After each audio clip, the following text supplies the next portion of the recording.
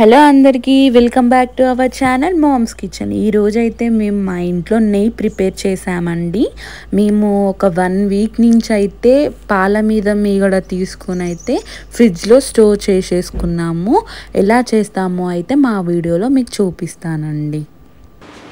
ముందుగా నేను మీగడని మిక్స్ జార్లో అయితే వేసేసుకున్నానండి.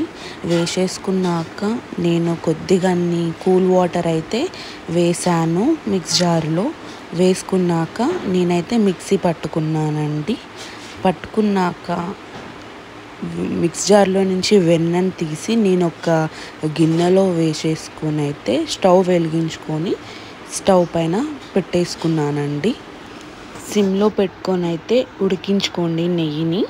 మాకైతే 1/2 అవర్ అయితే పట్టిందండి. లాస్ట్కి గోల్డిష్ కలర్ వచ్చేంత వరకు అయితే ఉడికించుకోండి. లాస్ట్కి నేనైతే ఏలక్కాయలు అయితే వేసేసుకుంటున్నానండి.